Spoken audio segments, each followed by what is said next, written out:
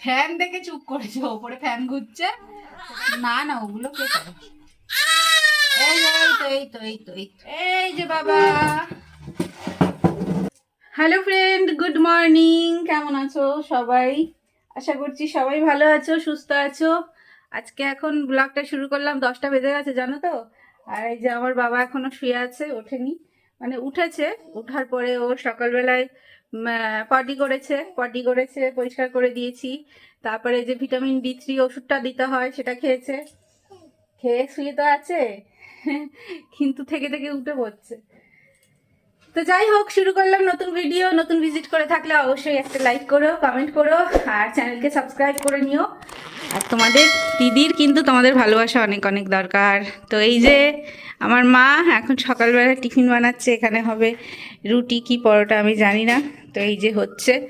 আর এই যে my mother, বাবা বাড়িতে নেই, বাবা একটু বাইরে গেছে।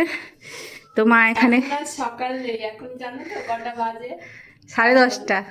10:30 পার হয়ে গেছে। বাবা, ঠিক আছে, 11টা বেজেও মনে হয় পার হয়ে গেছে অনেকটা। আমার ছেলে ঘুমোতে দেয়নি রাত্রিবেলায়, ঘুমোতে দেয়নি বলে আজকে এই অবস্থা, বুঝতে পেরেছো? সকালবেলায় ওটা আর উঠতে। আমার শরীরটাও ভালো না, গলা ব্যথা। মায়ের তো ঠান্ডা 12 মাস, ঠান্ডাই যায় না। হ্যাঁ, পায়ে মোজা পরে থাকে, ওই পায়ে এক পায়ে মোজা।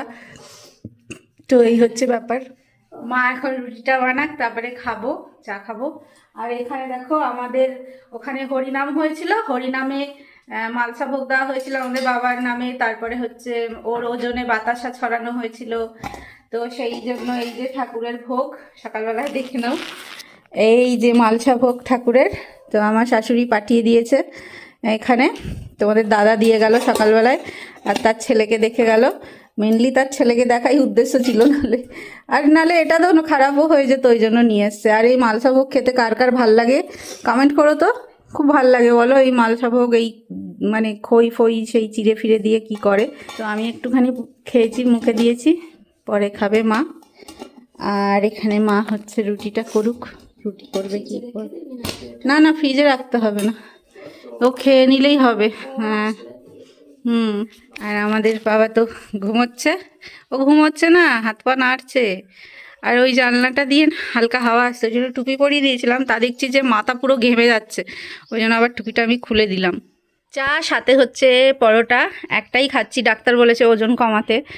আর ওজন কমানোর জন্য কিছু ব্যায়ামও শিখিয়ে দিয়েছে, সেগুলো করতে হবে।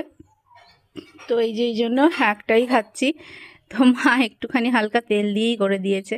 চা দিয়ে পরোটা খেতে কাদের কাদের ভালো লাগে গো, হাত তোলো তো। আমার তো ভালো লাগে, আর বাসি লুচি পরোটা দিয়ে আরও বেশি ভালো লাগে। আর ওই দিকটা দেখো ফ্রেন্ডস, আমাদের পুরো ওইটা অন্য প্লট, কিন্তু ওইদিকে পুরো জঙ্গল, কলা বাগান। এইসব কলা গাছে না কলা সচরাচর হয়তো হয় না, হয় হয়তো একটা দুটো গাছে। আর ওখানে কচু, কচু গাছ ভর্তি, কলা গাছ, এগুলো কি লম্বা লম্বা তাল গাছের মতো কলা গাছ। আর এই যে আমার পাপাটা, আমার পাপাটা, আমার পাপাটা, আমার পাপাটা। না না না না না, ও ও ও ও যতক্ষণ ঘুমায় ততক্ষণ আমার কাজ এখন করে নিতে হবে। খুব অসুবিধা হয় জানো তো, মানে সে এইটা মানে হ্যাবিচুয়েট হতে এখন একটু টাইম লাগবে, এটা এখন হ্যাবিট হতে একটু টাইম লাগবে। যাই হোক, তো চলো, চা ঠান্ডা হয়ে যাবে, চাটা খেয়ে নিই আগে, তারপরে সারাদিনে তোমরা দেখতে থাকো ব্লগ। আমি অতটা চা খাইনি, মা আমাকে অনেকটা চা দিয়েছিল, তাই মা বলছে চাটা খেয়ে তারপরে কাজ করি। আর ওটার মধ্যে আছে আমার এক গাদা ওষুধ, খেয়ে দেখি খাওয়ার পরে কি কি ওষুধ আছে, তারপরে ওষুধ খেতে হবে। আর মাকে বললাম আজকে রান্না করতে হবে না, ভাতে ভাত করে দুপুরবেলা খেয়ে নেবো, সে শুনলো না, ভাত বসিয়ে দিয়েছে। ওই যে আর কি রান্না করবে মা? আর শুধু মাছ করবো, আর মাছও বার করেছে ফ্রিজ থেকে, দেখো।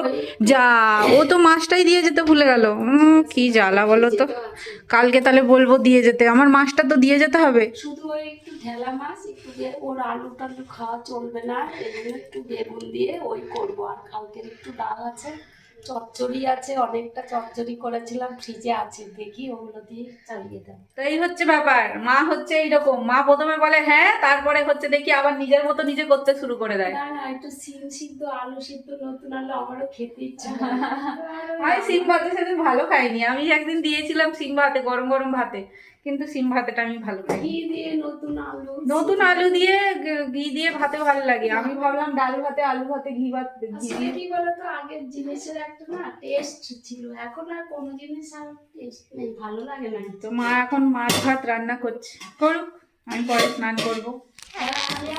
আর এই যে রান্না করছে ওদিকে, আর এদিকে বাথরুমে সব জামা কাপড় সব রেখেছে, ঘর ফর, হ্যাঁ ঘরটা সব মোচা ফোচা হয়ে গেছে।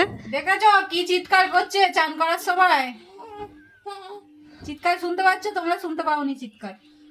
চিৎকারের পরে ক্যামেরা অন করেছে যে করেছে চিৎকার, ওর চিৎকারের। ও মা ফ্যান চালালে কেন?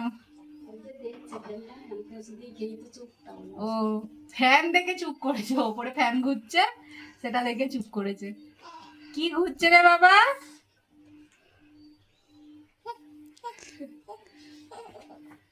একটু সুন্দর ঘন ঘন দিয়ে দেশো, এই যে বুটবুট এই কালিটা উঠিয়ে তেলের কিছু দিয়ে সুন্দর ন্যাকড়া দিয়ে একটুখানি একটু একটু জানি করাবো না।